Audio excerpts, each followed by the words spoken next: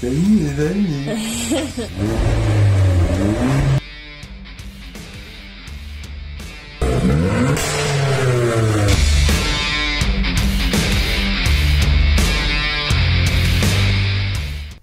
Salut tout le monde, bienvenue sur la chaîne de Horseman Car. Aujourd'hui, on commence la seconde partie de la vidéo sur la BMW 316 Ti. La dernière fois, nous avions démonté les parties périphériques et aujourd'hui, nous allons donc démonter la culasse, l'envoyer en réfection, changer 2-3 pièces comme la pompe à eau par exemple, la courroie, les galets, tendeurs, etc. Quelques durites. Et ensuite, on remontera la culasse et on fera un démarrage, peut-être un deuxième. Je pense que ça va être compliqué. Si jamais vous n'avez pas vu la première vidéo, vous pouvez bien sûr cliquer sur le lien qui est ici. N'hésitez pas à vous abonner pour me donner du soutien. Et là, vu la vidéo, vous allez voir, il va m'en falloir. Donc du soutien, des j'aime, des je n'aime pas, des commentaires, ce que vous voulez. Ah oui, j'oubliais. La vidéo commence complètement inopinément. Je vous fais le résumé grossier.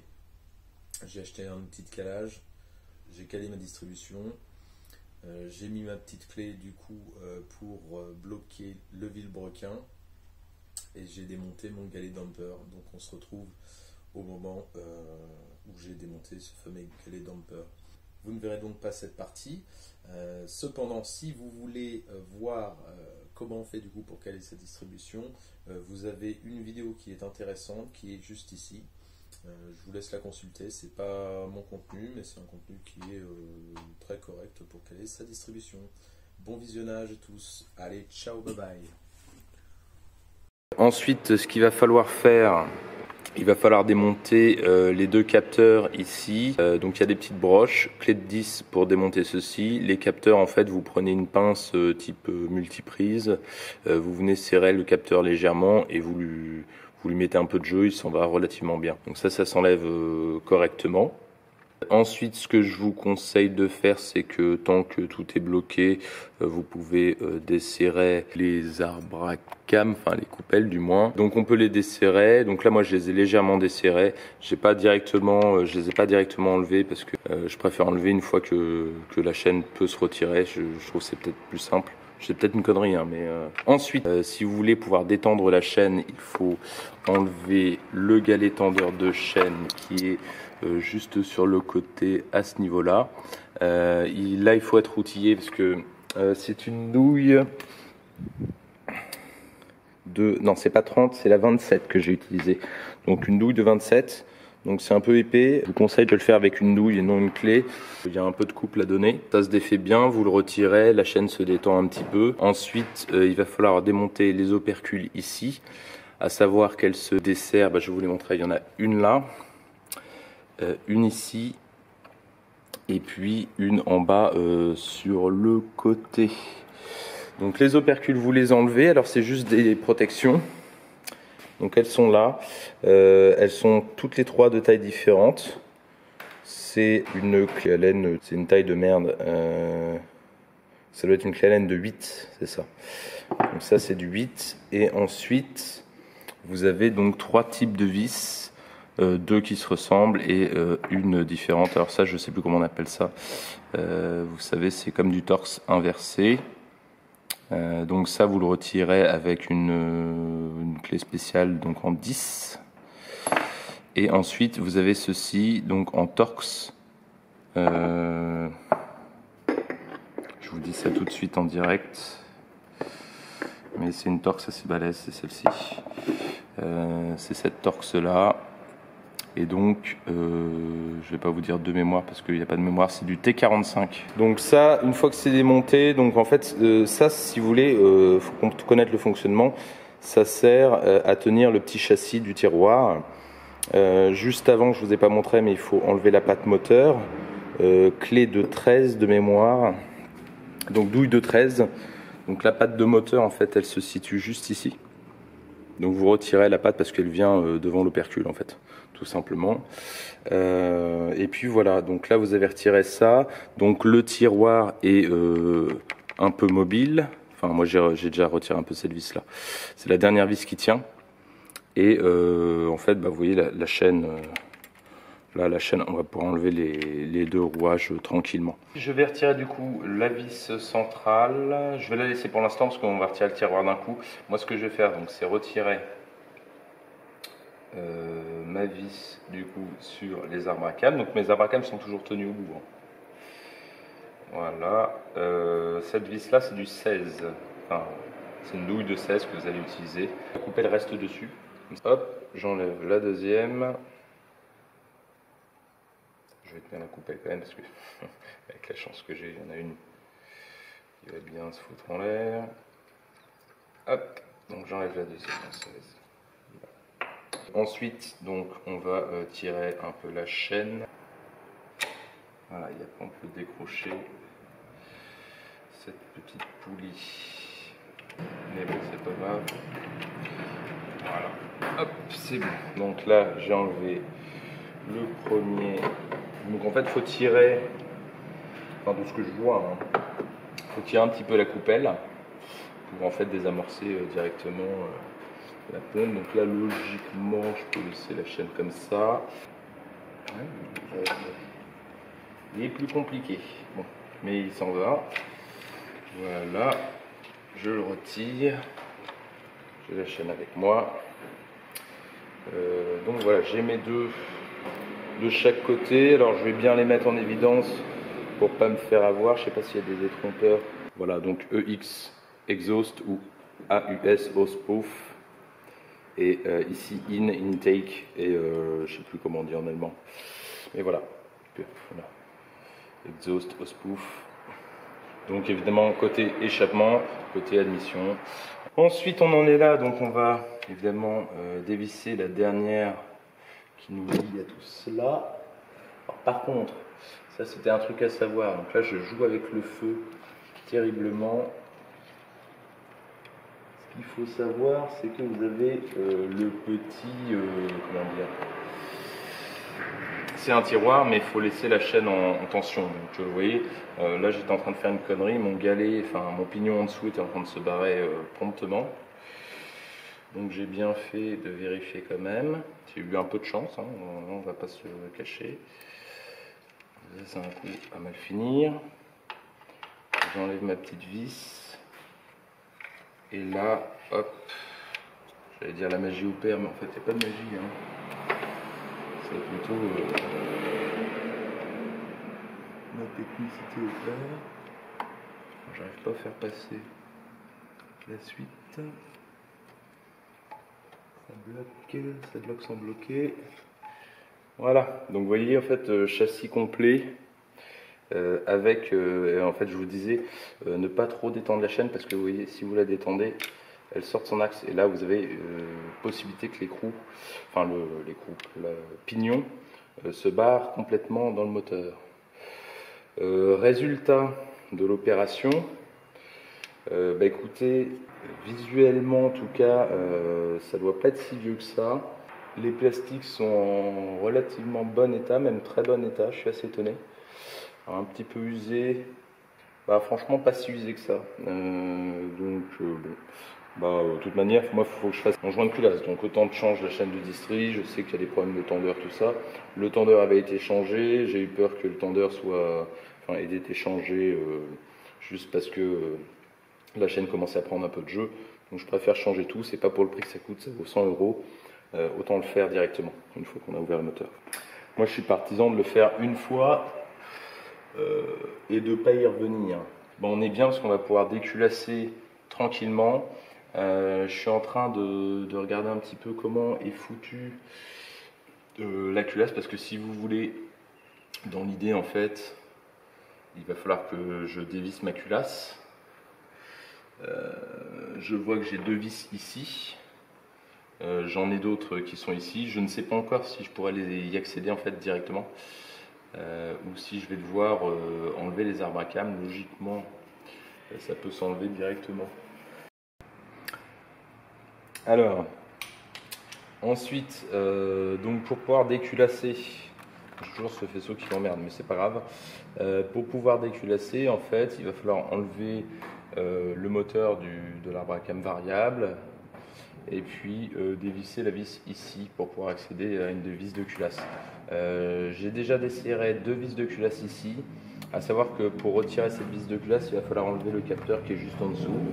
Notez bien, quand vous enlevez les vis de culasse, notez le sens. Soit vous faites des trous dans un morceau de papier avec la forme du moteur et puis vous mettez ces vis là petit à petit sur votre papier pour bien les noter, pour bien les remettre après.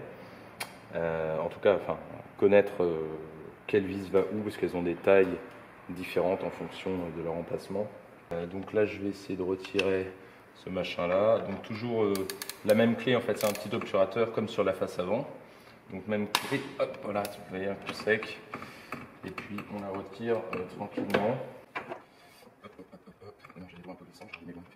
Donc le obturateur. Et puis pour les vis de culasse, j'ai 2 types de vis. Là sur la face avant, les 2 premières que j'ai démontées, on est du coup en torx inversé. Ils appellent ça. Là c'est du. Enfin là j'ai du E14, mais ce que j'ai utilisé c'est du E11. Pour les 2 à l'avant, les 2 ensuite, donc il y en a 4 en E11. Ensuite on passe en E14.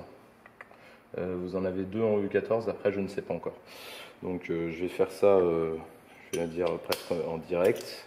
Moi je commence, alors j'aurais pu faire intérieur, extérieur, tout ça, mes couilles. Mais moi ma culasse elle est biaisée, donc j'ai envie de vous dire. Enfin, je vais aller la faire vérifier entre deux, donc je pense que elle fuit pas pour rien, quoi.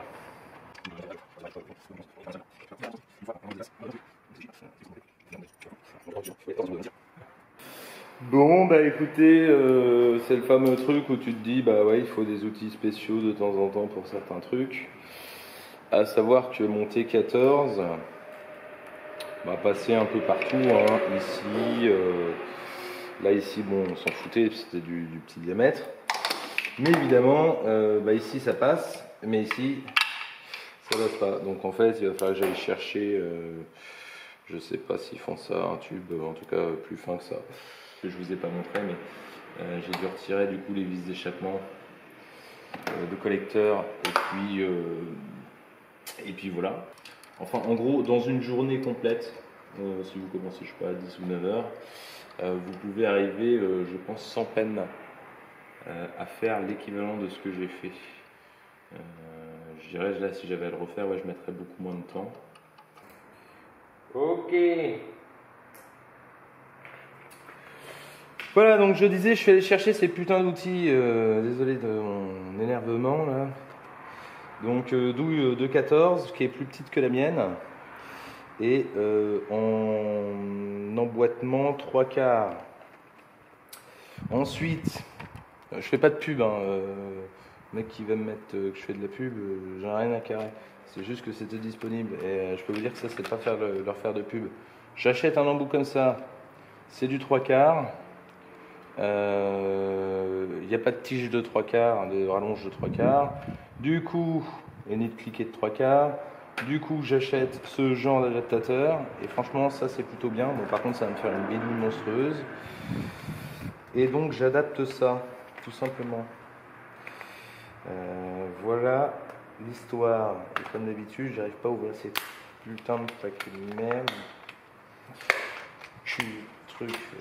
Voilà. Donc là, de 3/4, on passe en, je sais pas quoi, 3/8, pardon, on passe en la moitié, enfin bref, je sais pas quoi. Voilà. Voilà, 3/8 à 1/4, bref. Donc 3/8 à 1/4, et là, le miracle devrait s'effectuer. Je vais pas m'énerver, mais un petit peu. Voilà, on arrive.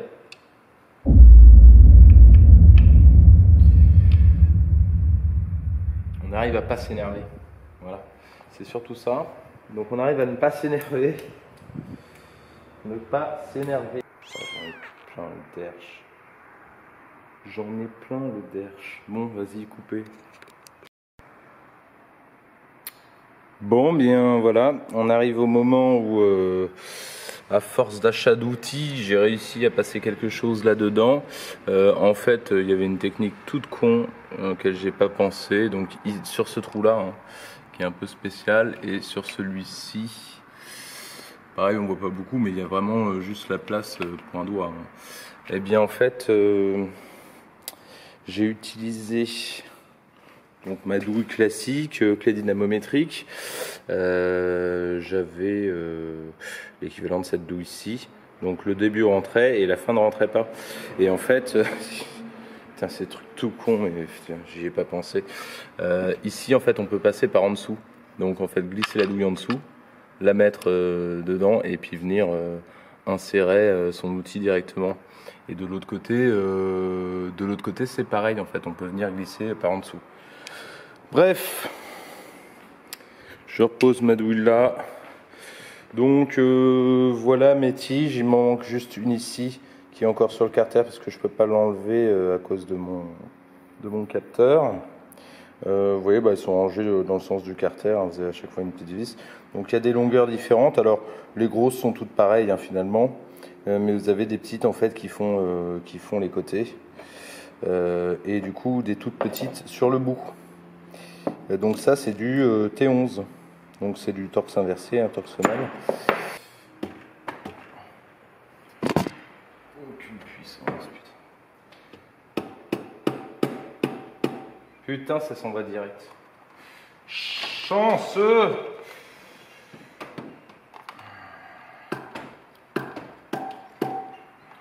Ah c'est mouvant directement, putain en même temps j'ai tellement bourré comme et voilà.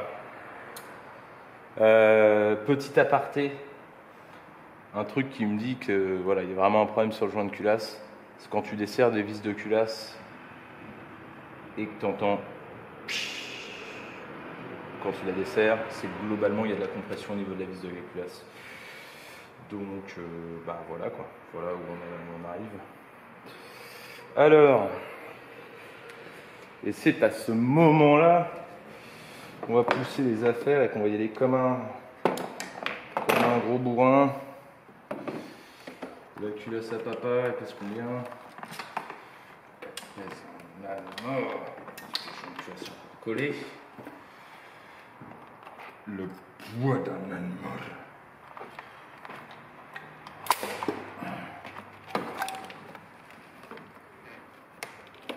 La délicatesse de l'enlevage de culasse, je l'ai jamais vu.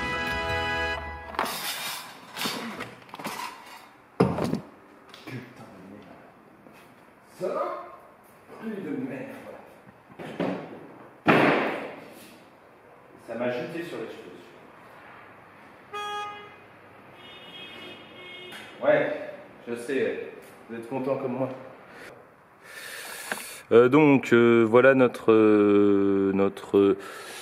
pas de culasse.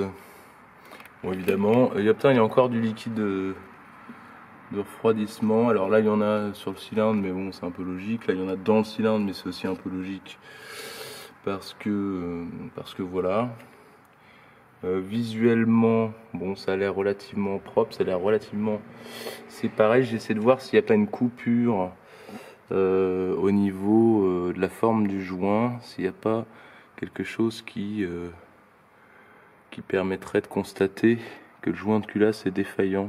Il faut savoir qu'en plus le cylindre 3 c'est celui qui a pris dans sa gueule apparemment, enfin visuellement. Je vais revoir mes pièces, mais vous voyez, on a le collecteur ici. Alors, on a le cylindre 1, 2 et 3. Je ne sais pas si vous voyez, mais il y a une croûte très épaisse, blanchâtre. Ça semble être quand même du liquide de refroidissement. Donc ça peut expliquer ceci. Le 1 a une belle croûte aussi. Globalement, le 1 et le 3 sont sûrement en cause. On va aller voir cette culasse de plus près. Donc, voilà la culasse. Donc j'ai pas démonté les arbres à cam, j'avais juste démonté les clés ici pour bloquer les arbres à cam. Bon après c'est pas trop grave, hein. Moi je vais refaire tout le réglage. Le tout a l'air en bon état, tout est là. Tant que je m'avance pas, rien n'est cassé. J'ai contrôlé un petit peu visuellement les cams. Vous voyez, enfin, je sais pas si on voit, mais il y a 0 trace d'usure dessus. Évidemment, hein, sur l'arrière, on n'a rien à cirer, j'ai envie de dire, mais sur la partie tapante, vous voyez, là ici, on est en face. C'est franchement très très bien. Le cul de la culasse, quoi. Bah écoutez, bon, c'est pas trop représentatif. J'ai encore les arbres à cam qui sont demi-bloqués, donc il y a des sections évidemment qui vont être demi-ouvertes. Ici un petit peu. Les soupapes sont un peu cramées. Pas de traces visuellement de faille. Donc ancien joint de culasse, partie métal, autre partie métal. Qu'est-ce qu'on peut dire? Bah, pas grand chose quoi. Il n'y a plus de joint nulle part en fait. Vous voyez, là on a un joint complètement métallique en fait. Hein. Ça c'est un joint de culasse, donc il manque du caoutchouc partout. Mais voilà à quoi ressemble un joint de culasse logiquement. Donc là on a quand même les parties caoutchoutées qui sont bien présentes. Voilà, plus de culasse. Elle est partie en réfection. Je vous montre rapidement parce que j'ai un peu avancé dessus entre deux. J'ai changé la pompe à eau de cette superbe BMW. À savoir que pour changer la pompe à eau, il faut enlever la partie qui est ici, donc qui est ni plus ni moins que le compresseur la pompe de DA. Et j'ai changé également le galet de DA qui était éclaté.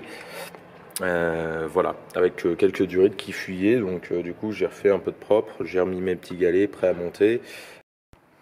Bon voilà, récupération donc de la culasse, donc elle a été éprouvée, donc vérifiée. Changement de joint de queue de soupape, réusinage des soupapes, nettoyage des soupapes, etc. Et un petit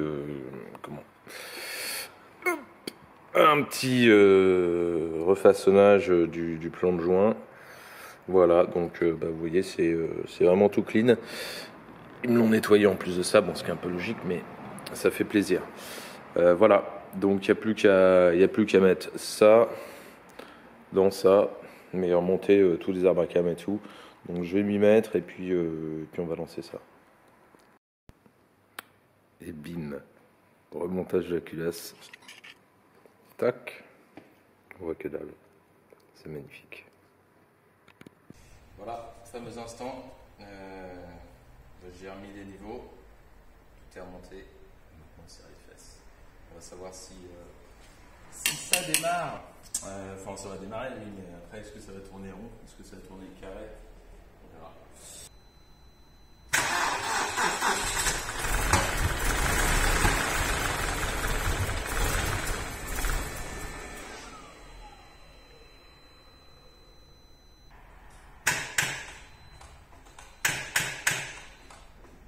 T'as peut-être plus de batterie, mais c'est ce que j'étais en train de me dire. C'est pas grave.